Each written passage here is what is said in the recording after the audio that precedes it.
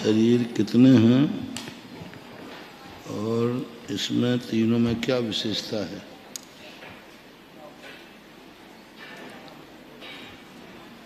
शरीर कितने हैं,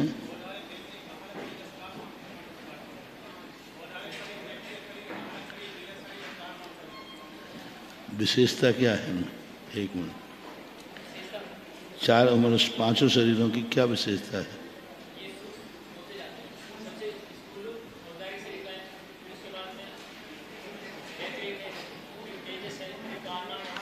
क्या विशेषता है? क्या है विशेषता? तीनों विशेषता क्या है?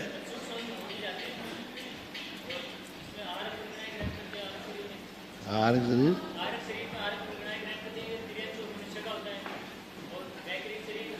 आहारक शरीर किसको होता है? नहीं।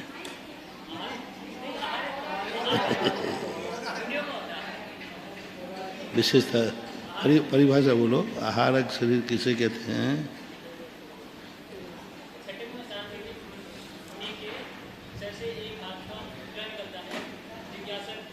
जिज्ञासा होने पर, ठीक है। औदारिक शरीर,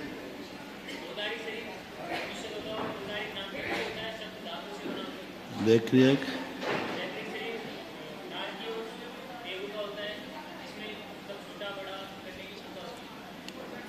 तेजस कार्बन,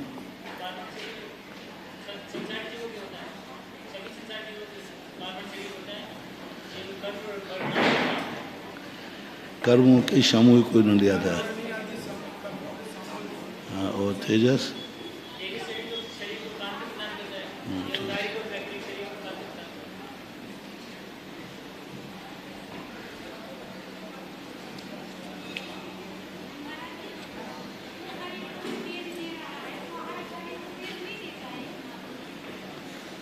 आहार शरीर के साथ रहता तो है, लेकिन तो उसको तेज का लिखा नहीं, शुक्र रहता रहना तो सब में सही है।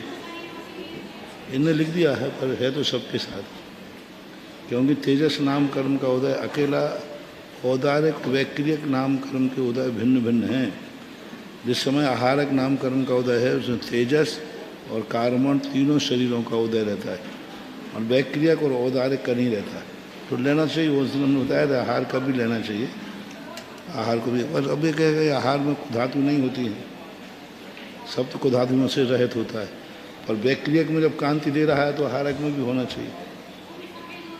सफ़ेद होता है, शुक्ल होता है, हाँ बिल्कुल मानना चाहिए कांति, क्योंकि उस समय नाम कर्म का उदय है, तेजस नाम कर्म का उदय है। और तेजस नाम कर्म का उदय, आप ये मान सकते हैं कि वो इतना सूक्ष्म है, अप्रतिघाती है। वैक्रियक शरीर भी अप्रतिघाती है, वैक्रियक शरीर भी दीवार में से निकल सकता है, वो भी निकल सकता है, तो मानना चाहिए उसमें नाम कर्म का उदय तो है ही उस समय। कार्बन तेजस्वी है, तेजस आहारक पुतला के साथ में तेजस शरीर नाम कर्म का और कार्बन शरीर का है। अनादि संबंध हिस्सा, अनादि संबंधी बता रहा है कि वो कभी रहित नहीं होता। कोई भी शरीर हो, तेजस और कार्बन का उदय तो होना ही चाहिए।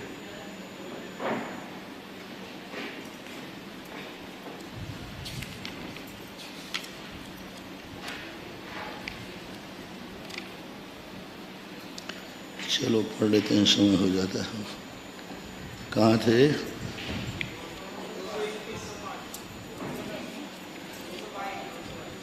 दो 221।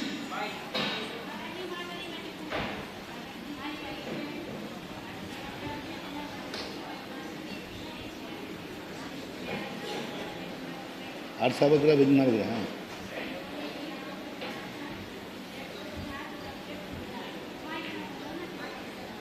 हाँ, व्यक्त और अव्यक्त। हाँ,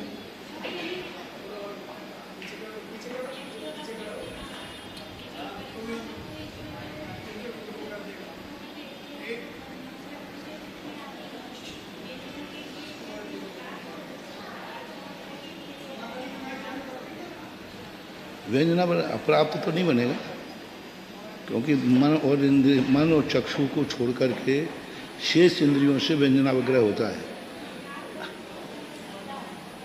वो तो शेष इंद्रियां तो प्राप्त करके ही जानती हैं। अव्यक्त और व्यक्त आता है। जो व्यंजना वगैरह है वो अव्यक्त है, जो उसकी धारणा आदि या आदि नहीं होता, अव्यक्त है। और अर्था वगैरह व्यक्त है। व्यंजन है अव्यक्त और अर्थावग्रह है व्यक्त। नहीं, इसमें दिया है, लेकिन अपन दूसरे ग्रंथ में पढ़ते हैं ना, तब तो उसमें तो ये लिखा कि प्राप्त अर्थ को जो ग्रहण करता है वह माना जाता है व्यंजनावग्रह, और जो अप्राप्त को ग्रहण करता है वह माना जाता है अर्थावग्रह। नहीं, अप्राप्त और प्राप्त दोनों को जो ग्रहण करता है वो अर्थावग्रह है, क्योंकि अर्थावग्रह अपरा चक्षु और इंद्री से हो नहीं होगा क्या? व्यंजनावग्रह चक्षु और मन से नहीं होता है, लेकिन अर्थावग्रह तो होता है। हाँ, तो होता है। प्राप्त और अप्राप्त दोनों से जो होता है वो अर्थावग्रह, और जो प्राप्त से होता है वो व्यंजनावग्रह। क्योंकि सबसे पहले जब होता है तो व्यंजनावग्रह ही होता है ना। हाँ, वो प्राप्त से ही होगा। तो पहले व्यंजनावग्रह होगा फिर अर्थावग्रह होगा ना? नहीं, प्राप्त और अप्राप्त दोनों से अर्थावग्रह। नहीं, तो पहले कौन होगा, व्यंजनावग्रह की अर्थावग्रह? व्यंजनावग्रह पहले और बात कहे नहीं, वो तो अलग है। व्यंजनावग्रह छूट के चला जाता है। व्यंजनावग्रह हुआ तो अर्थावग्रह नहीं होगा, अर्थावग्रह हुआ तो व्यंजनावग्रह नहीं हुआ। व्यंजनावग्रह बिल्कुल भिन्न चीज़ है, जो थोड़ी देर के लिए होगा और ख़त्म हो जाएगा। वो ना तो दर्शन का भेद है, ना दर्शन के बाद, ना अर्थावग्रह के बाद। वो एक अलग प्रक्रिया है। दर्शन के बाद व्यंजनावग्रह होगा और व्यंजनावग्रह को छूट जाएगा, खत्म। उसी का नाम है। यहाँ तक जाने नहीं देगा, वो प्रक्रिया ही नहीं है। जैसे कहते हैं ना, सकोरा है, नया सकोरा है, उस पर बूंदे डालो तो पानी का पता नहीं चलता, धीरे धीरे वो गीला हो जाता है, व्यक्त हो जाता है, तो फिर समझ में आने लग जाता है। तो ये क्या वो व्यक्त हो गया, पर व्यंजना वगैरह व्यक्त नहीं हो। वो बूंद डाली वो तो सूख गई, अब जो दूसरी डालेंगे तो वो व्यक्त हो जाएगी, पर पहली बूंद तो सूख गई, खत्म हो गई। तो वही अर्थावग्रह हो गया ना। व्यंजना वगैरह पहली बूंद जो डाली अपन ने और वो सूख गई, हम पकड़ भी नहीं पाए उसको। जैसे अपने किसी ने पानी की बूंद डाली और चोट कुछ ऐसा लगा कि है, पर वो सूख गए। जब तक देखा तब तक कुछ था ही नहीं वहाँ। पर व्यंजना वगैरह बीच की कड़ी नहीं है। व्यंजना वगैरह एक स्वतंत्र चीज़ है, जो पदार्थ के संबंध में अव्यक्त होकर छूट जाता है। फिर यदि होगा द्वारा तो अर्थावग्रह होगा फिर से, मतलब पहली बूंद में से व्यंजनावग्रह होगा, फिर दूसरी बूंद में अर्थावग्रह होगा।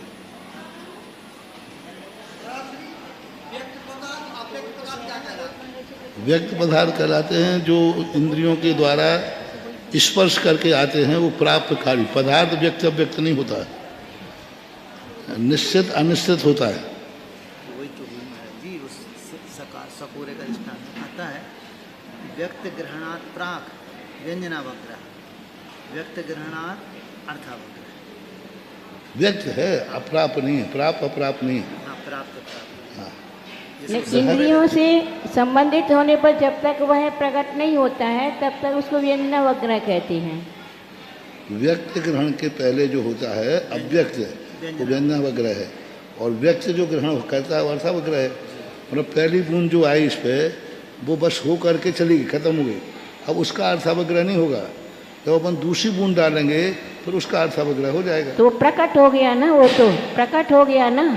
है? प्रकट हो गया ना, दिखने लग गया वो अपन को, तो अर्थ हो गया। प्राप्त और अप्राप्त न करें, प्राप्त और अप्राप्त शब्द का प्रयोग न करें, व्यक्त और अव्यक्त का करें तो काम बन जाएगा। प्राप्त अप्राप्त न चक्षुरनिंद्रिय आपनम, उससे हाँ ठीक है, चक्षुर इंद्रिय से वो नहीं होता, क्योंकि अप्राप्तकारी हैं।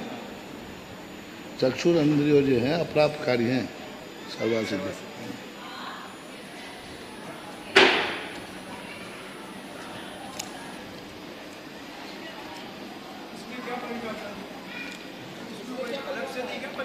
नहीं, मैं तो पूछ रही इसकी परिभाषा देख करके वही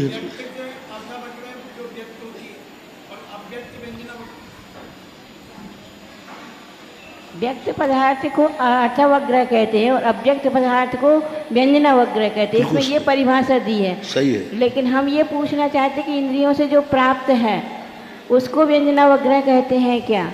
नहीं, प्राप्त और अप्राप्त से वो घटेगा ही नहीं। तो अप्राप्तकारी से घटेगा, चक्षु और इंद्रिय से तो होता ही नहीं, वो प्राप्तकारी से होता है। लेकिन प्राप्तकारी से अर्थावग्रह भी होता है। प्राप्तकारी जो इंद्रियां हैं उनसे व्यंजनावग्रह होगा और अप्राप्तकारी जो हैं उन्हीं से अर्थावग्रह होगा, पर अप्राप्तकारी से भी अर्थावग्रह होगा। दो भेद करो। इंद्रियां दो प्रकार की, प्राप्तकारी यानी छू करके स्पर्श करके जानती हैं, और एक अप्राप्तकारी दूर से ही जानती हैं। तो दूर से जानती हैं चक्षु और मन। शेष इंद्रियां पदार्थ को छू के जानती हैं। जब तक कान में शब्द नहीं आएगा नहीं जान पाएगी, मुंह में रस नहीं आएगा तब तक वो रसना। हाँ, रिद्धिधारी जो मुनिराज रस लेते हैं वो रस का ज्ञान है, रस नहीं आता उनको, रस का ज्ञान। लोग कहते हैं कि फिर उनको इतनी दूर से रसना इंद्रिय का ज्ञान हो गया तो उनको स्वाद भी आ जाएगा कि नहीं नहीं नहीं, नहीं। है? स्वाद का ज्ञान। हाँ नहीं तो वो तो मामला मूल गुण खत्म हो जाएंगे।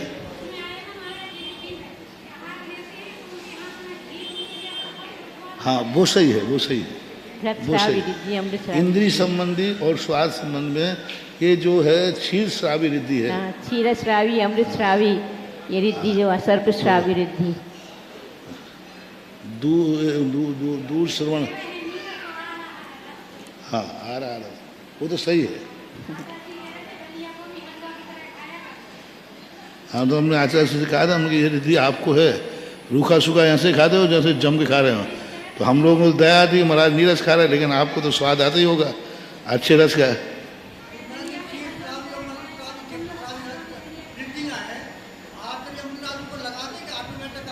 अपने आप सुता है। रिद्धियाँ जितनी हैं, कुछ रिद्धियाँ हैं जो प्रयोग की जाती हैं, कुछ रिद्धियाँ स्वतः ही प्राप्त होती हैं। ये रस स्वाद क्षीर श्रावी आदि जो रिद्धियाँ हैं, इनके संबंध में दो मत हैं कि यदि वो चाहें तो वो स्वाद आएगा, नहीं चाहें तो नहीं आएगा। यदि ऐसा नहीं बनेगा तो उनकी रसना इंद्रिय विजय नहीं मानी जाएगी। दूसरी, और फिर वो रस परित्याग करेंगे तो उनका बनेगा नहीं। तो ये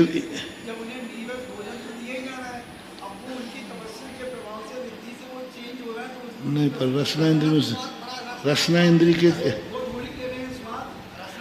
ना सही, क्योंकि रिद्धि के संबंध में ये भी आता है कि रिद्धि रिद्धि प्रयोग की जाती है, होती नहीं है। प्रकट तो हो जाती है लेकिन नहीं, सभी में उपयोग होता है। ऐसी कोई रिद्धि नहीं है जो स्वतः ही प्रकट होती है, प्रयोग करना पड़ती है। हाँ, इसमें जैसे भिन्न 10 पूर्वी है, 12 है, अब ये स्वतः प्रकट होती हैं तो ज्ञान है तो हो जाते हैं।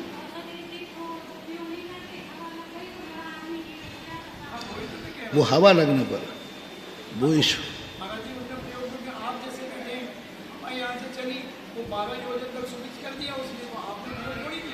वो तो कह रहा है कि 2 प्रकार की विचारधारा बन रही है। एक विचारधारा ये है कि वो लगाते हैं तब लगता है, वो चाहेंगे 12 योजन तक सुवृक्ष हो तो इस प्रकार होता है। लेकिन कुछ रिद्धियाँ ऐसी हैं जो प्रकट होती हैं और कुछ हैं ऐसी जो नहीं होती, लगाना पड़ता है। रिद्धियाँ चारण रिद्धि आदि हैं, विक्रिया रिद्धि आदि हैं।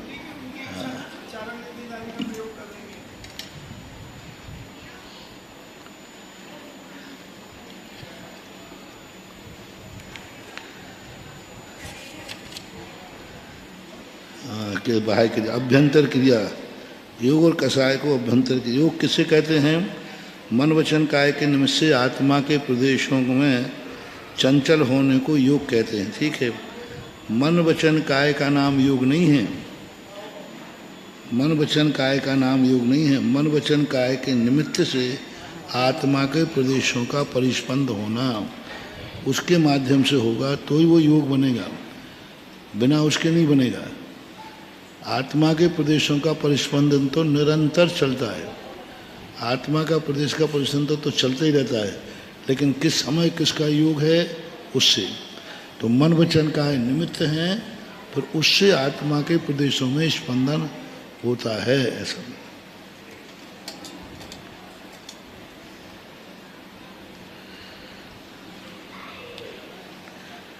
कषाय किसे कहते हैं? क्रोध मान माया लोभ रूप आत्मा के विभाव परिणाम को कषाय कहते हैं। ठीक है।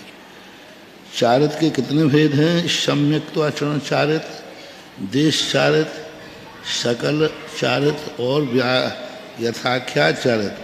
अब यहाँ इन्होंने देखो एक शब्द नया जोड़ दिया, सम्यक्त्वाचरण कहना अलग चीज है और हाँ वो स्वरूपाचरण चारित भी उन्होंने लिख दिया है। सम्यक्त्वाचरण होना चाहिए, संशोधन कर दिया इसमें। उन्होंने पुराने में लिखा है स्वरूपाचरण है, वो तो और गलत लिख दिया कि स्वरूपाचरण चारित्र नाम का कोई चारित्र पुराने वाले में। और दो बातें ध्यान रखना, स्वरूपाचरण नाम का कोई चारित्र नहीं है। यदि स्वरूपाचरण चारित्र कहते हो तो यथाख्यात चारित्र का ही दूसरा नाम है, और यथाख्यात चारित्र अलग कह रहे हैं। हाँ, अलग कह रहे हैं। स्वरूपाचरण चारित्र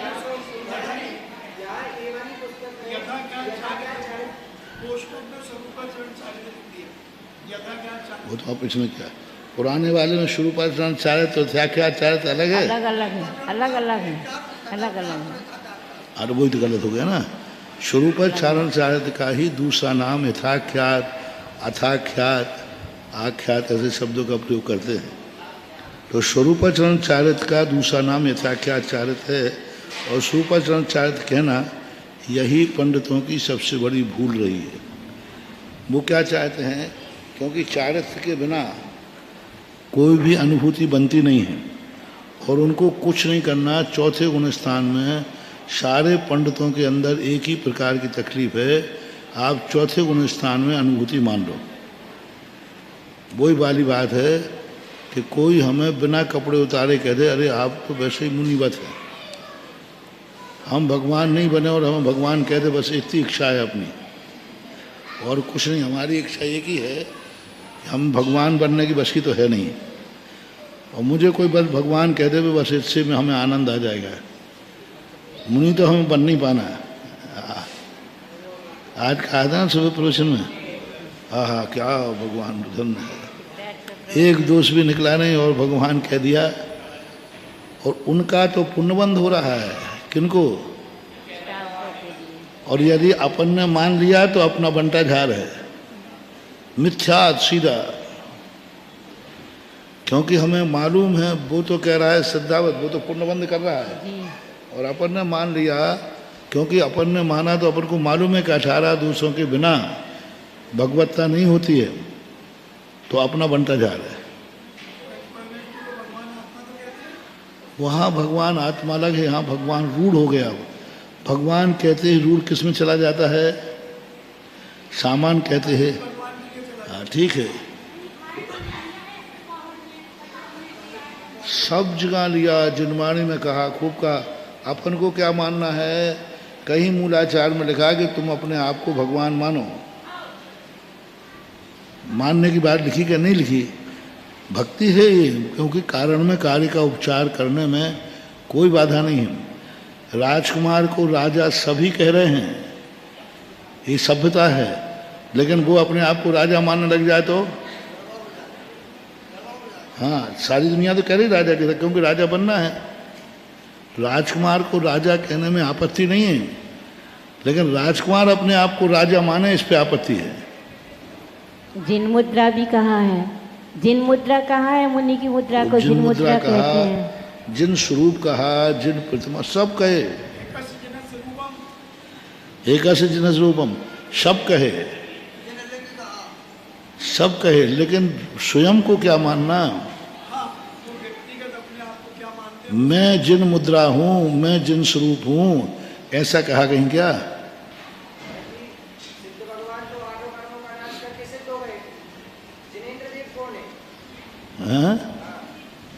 जिनेन्द्र देव कौन है? हमें कुछ तो अपन सब जिनेन्द्र देव हैं।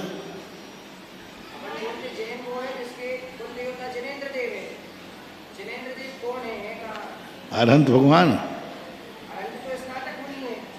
तो सिद्धांत में उन्हीं को जिनेंद्र कहते हैं। जिनेंद्र के दो भेद हैं, एक सिद्ध रूप और एक सही। तो दो ही हैं, सही दो ही हैं, साधु और सिद्ध, बीच में कोई नहीं। कोई अरे सब भेद करते गए, मूल तो दो ही पद हैं, साधु पद और सिद्ध पद। भगवती आराधना में लिखा परम पदम श्रेष्ठ पदम मुनि पदम। मुनि पद और दो ही हैं, और सिद्ध भगवान बीच के सारे पद तो ये सब कैवे में आते हैं, कैवे में आते हैं। व्यवहार में भेद करते जाओ। सही तो साहु पद और सिद्ध पद, दो ही पद हैं मोक्ष मार्ग के। साधु के बिना रत्नत्रय नहीं। साधु साधन है और सिद्ध साध्य है। अरहंत आचार्य उपाध्याय ये सब समस्या का समाधान है। समस्या का समाधान है। जैसे क्लास में किसी को कैप्टन बना दिया जाता है, तो कैप्टन बनाने से उसकी डिग्री बढ़ गई क्या? क्लास में कैप्टन बना दिया जाता है, कैप्टन बनाने से कोई गुणस्थान तो बढ़ नहीं गया। ठीक है, थोड़ा प्रभावक है, सब है, तो उसको कैप्टन। आचार्य उपाध्याय महत क्लास के कैप्टन हैं, लेकिन क्लास में कोई अंतर नहीं है, गुणस्थान में कोई अंतर नहीं, निर्जरा में कोई, सब बराबर है। एक व्यवहार में ठीक है, कैप्टन है तो सब लड़के जो कहेंगे कैप्टन आ गया तो सब खड़े हो गए। समस्या का समाधान बस। अरहंत पद भी एक बीच का ठीक है, सर्वज्ञता है तो कह दिया, लेकिन वो भी साधक ही हैं। महाराज जी स्नातक कह रहे हैं ना, स्थानक। हाँ है तो मुनि महाराज ही हो। महाराज जी ये कह रहा है स्नातक जिन कहा, स्नातक मुनि कहा है, तो उसकी व्याख्या में ही तो लिखा है स्नातीति स्नात का ध्यान सहिलई, ध्यान रूपी सलिल से जिन्होंने धोबदी तिब्बमल पुंजम घातिया कर्म को नष्ट कर दिया है, तो उनको स्नातक जिन कहा। तो उसकी व्याख्या में ही वो सबको समाहित है, अलग से थोड़ी ना कोई जिनेंद्र आसमान में टंग रहे हैं।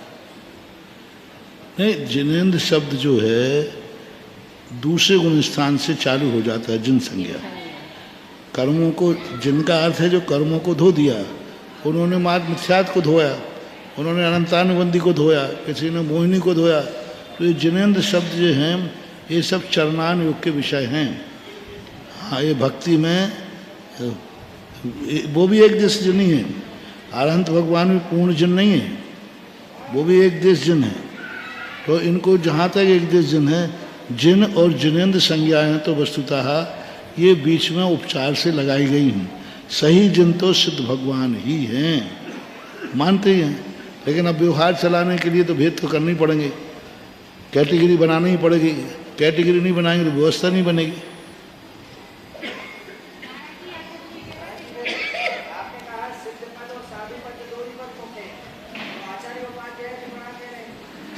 अरे कहाँ बड़े के, एक व्यवहार में बड़े हैं, एक सिद्धांत में बड़े हैं। सिद्धांत की अपेक्षा ये सब एक ही कैटेगरी के हैं।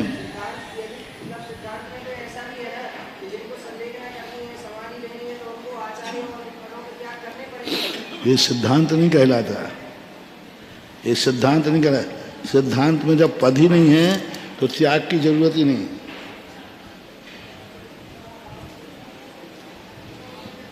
ये चरणानुयोग की व्यवस्था है। चरणानुयोग क्या है? समस्या का समाधान करता है। अब सब मुनि महाराजों की दीक्षा हो जाती है, फिर उसमें भी अपन कहते ना भाई छोटे हैं बड़े हैं, काय के बड़े छोटे हैं। सिद्धांत में तो चाहे आज का दीक्षित हो चाहे 100 साल का दीक्षित हो, गुणस्थान तो, लेकिन व्यवस्था तो बनाना पड़ेगी कि नहीं? तो ये व्यवस्था है। सिद्धांत में कोई भी संलेखना पद लेना नहीं, कोई भी पद छोड़ना नहीं। सिद्धांत ग्रंथों में आचार्यों की कोई चर्चा नहीं है, उपाध्याय की कोई चर्चा नहीं है। 6ठे 7वें गुणस्थान की चर्चा है। गुणस्थान में क्या है? अभी सिद्धांत में अपन ने पढ़ा, वहाँ कहीं आचार्य उपाध्याय साधु की कोई चर्चा आई? 6ठे 7वें गुणस्थान की चर्चा आई। अब वो 6ठे 7वें आचार्य महाराज भी हो सकते हैं, उपाध्याय भी हो सकते हैं, मुनि भी हो सकते हैं, सिद्धांत ने ये तीन भेद नहीं किए। सिद्धांत कहता हमें कुछ मतलब नहीं है, आपकी तीन चौकड़ी का उदय नहीं है, सो आप मुनि महाराज कहो, जो तुम्हें कहना कहो, हम तो प्रमत्ता प्रमत्त कहेंगे। सिद्धांत क्या कहता है? प्रमत्ता प्रमत्त कहेंगे। अब आपके व्यवहार में क्या चलता है वो आप जानो, आपका काम जाने। चरणानुयोग में गुण सिद्धांत को गौण कर देते हैं, 5 व्यवस्थाओं को देख लेते हैं।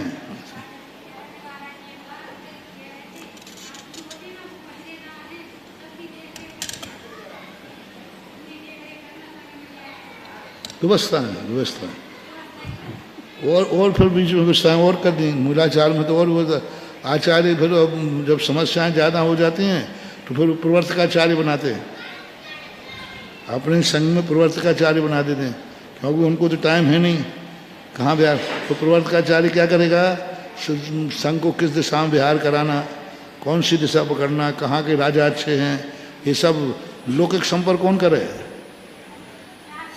इस देश का राजा किस तरफ अच्छा है, किस तरफ के, वो सारी रिपोर्ट आचार्य गुरु को देना, ये प्रवर्तकाचार्य का काम है। बहुत सारे आचार्य लिखे उन्होंने, प्रवर्तकाचार्य हैं, एलाचार्य हैं, बालाचार्य हैं, उपाचार्य, ईश्वराचार्य भी नाम है, ईश्वराचार्य।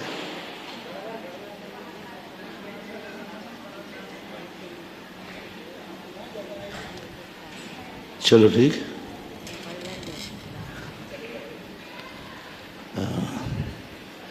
तो ये सम्यक आचरण चारित्र के जो 4-5 भेद कहे गए, ये इसलिए हमारे आचार्य से कहते हैं, वो तो जैन सिद्धांत प्रदेश का अपन इसलिए पढ़ रहे हैं कि थोड़ा परिभाषाओं का संग्रह है, लेकिन ये ठीक नहीं है।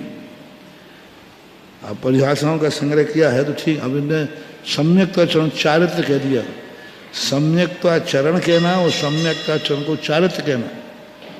कुंद भगवान ने सम्यक्ताचरण शब्द का प्रयोग किया है, चारित्र शब्द का प्रयोग नहीं किया। चारित्र शब्द का प्रयोग करके निगलत कर दिया। सम्यक्ताचरण कोई बाधा नहीं, सम्यक्ताचरण एक चारित्र है, गलत है। सम्यक्त का जो आचरण है, क्रिया है, वो करना चाहिए, क्योंकि चौथे गुण स्थान तक तो कोई चारित्र होता ही नहीं है, होता ही नहीं है, तो सिद्धांत से बाधा है। लेकिन परिभाषा अगर इनके अनुसार सभी धारणाएं नहीं बनाना, ये तो परिभाषाएं के हिसाब से अपन पढ़ रहे हैं कि एक संकलन मिल गया है।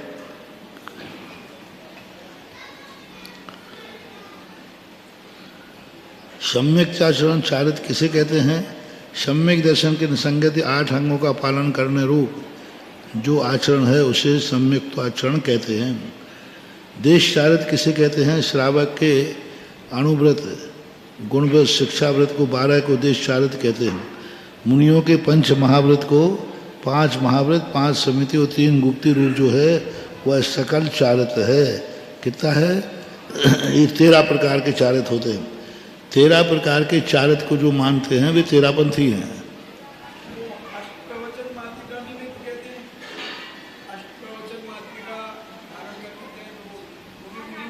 वही तो आ गया ना, यही तो है। हाँ, उसमें जो 8% मातृका, 5 समिति 3 गुप्ती, 5 समिति और 3 गुप्ती आ जाती हैं। ये 13 प्रकार का चारित्र है, इसलिए लोग कहते 13पंथी।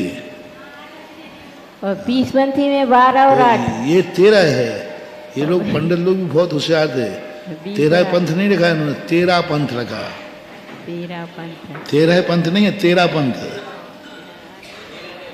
हाँ, तो 13 पंथ है, तुम्हारा पंथ जो है वह। महाराज जी 20पंथी के लिए कहते हैं कि 12 व्रत और 8 अणु, मतलब श्रावक के जो 8 मूल गुण होते हैं और व्रतों के जो 12 व्रत होते हैं उनको मिला दो तो 20पंथी बन जाते हैं। आचार्य श्री जी ने बताया ऐसा। बात तो यही कर सकते हैं, लेकिन इन लोगों ने अलग मान लिए। हाँ, जो 20 प्रकार का चारित्र पाठ है, 8 मूल गुण हो गए और 12 व्रत हो गए। ये तो 12 श्रावकों के 12 व्रत और 8 मूल गुण होते हैं। हाँ, तो 8 और 12 मिला दो तो 20 हो जाए, तो 20पंथी हो गया। 20 व्रतों को जो पाले वो 20पंथी जी। और 13 प्रकार के 5 महाव्रत, 5 समिति, 3 गुप्ती पाले वो 13पंथी।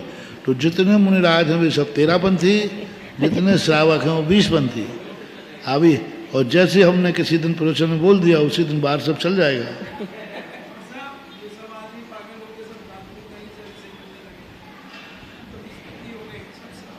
और 13 पंथी अपन मुनिराज आ जाएंगे, तो फिर क्या चलाएंगे?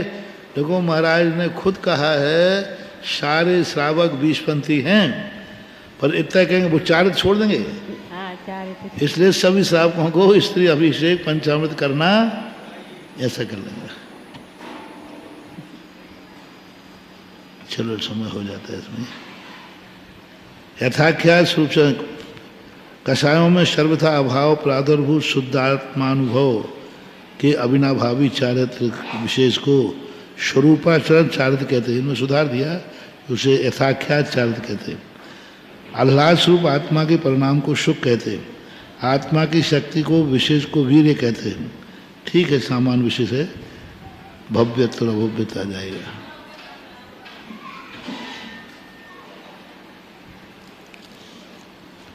Oh